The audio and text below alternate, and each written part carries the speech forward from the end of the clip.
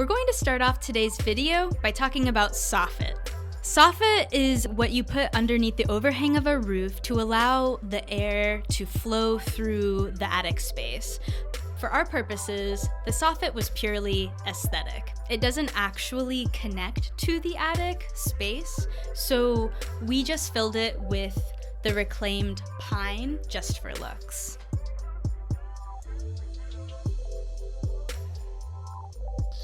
And all we doing here just to nail up your soffit is we rip down a 2x4, an 1 3/4 straight down the middle on our table saw, and then between board to board, you go ahead and put your plenty of screws in it for support.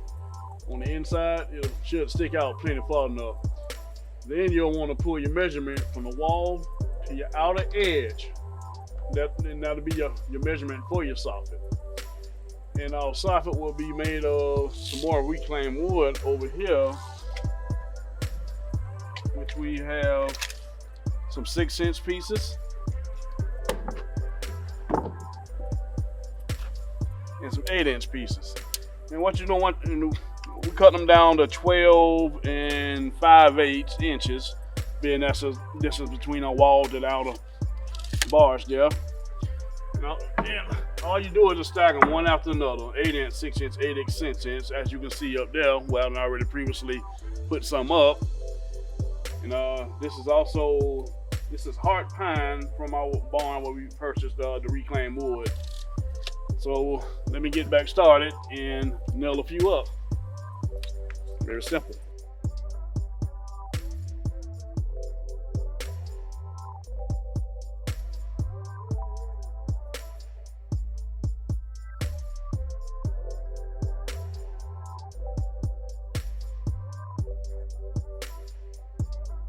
You'll nail these up with the nails of your choice. Whether you're going with finish nails, and the regular spiral nail gun with 8s or 6s in it. I mean, the choice is totally up to you. What you do, but this is my gun stroke, going up and down the ladder is lightweight and just pretty fast. So there you have it. Just keep repeating that process all the way around and you'll have your soffit.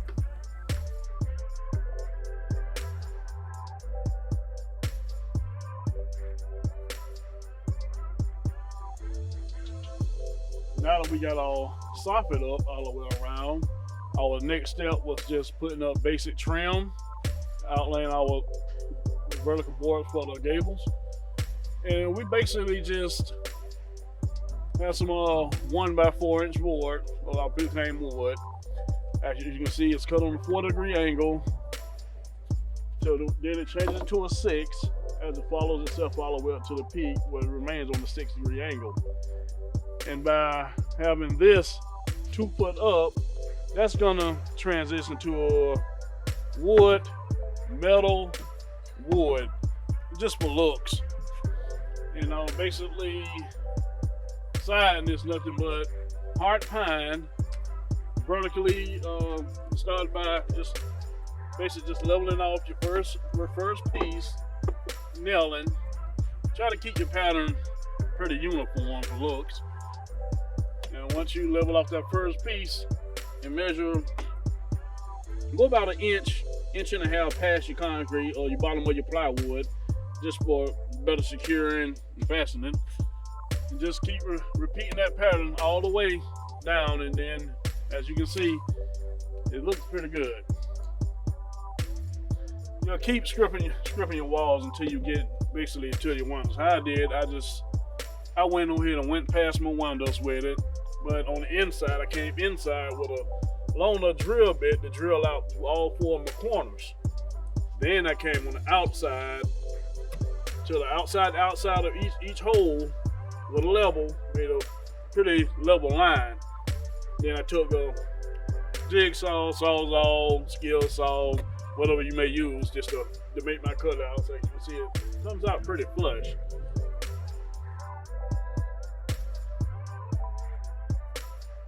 After we get all vertical wall panels up, our next thing would be a 2 foot space in between which this empty space we're going to have out later. We're going to install all 10, but once get the 2-foot space.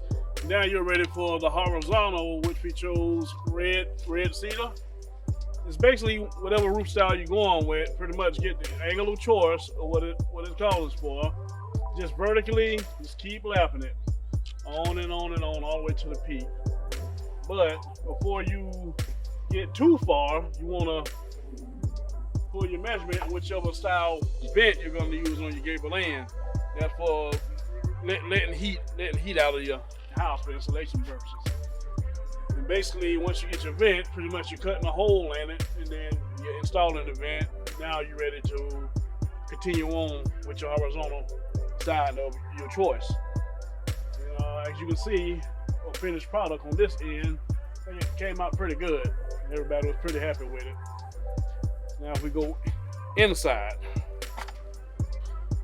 Now this is our 12-foot wall on our back porch. Being that we liked the red cedar so much, we decided to mix it up a little bit back here. And just instead of going straight with everything else, vertical or horizontal, we decided to go just 45, just give a nicer look with our points down.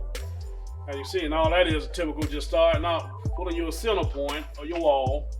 Whether you want to go that way, either horizontal, just cut 245 pieces, and all your cuts just plain out 45 from here on out. And your measurement, just you measure long to long, will be your short and short. And as you can see, it's quite impressive. Now that the siding is all up, the next step is to brush the siding and kind of sand it down to get off all of those loose particles and pieces of wood, and then seal it.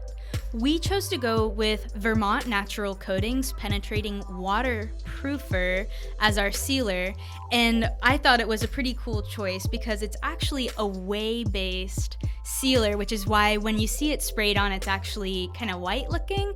So it's actually a byproduct of the cheese making industry. This we felt like was a more environmentally friendly choice because one, it's taking a byproduct from an industry that would normally just go into a landfill and repurposing it. And it's infused with juniper, so I was joking with Mike that he gets to smell juniper instead of polyurethane chemicals, which I think is pretty nice.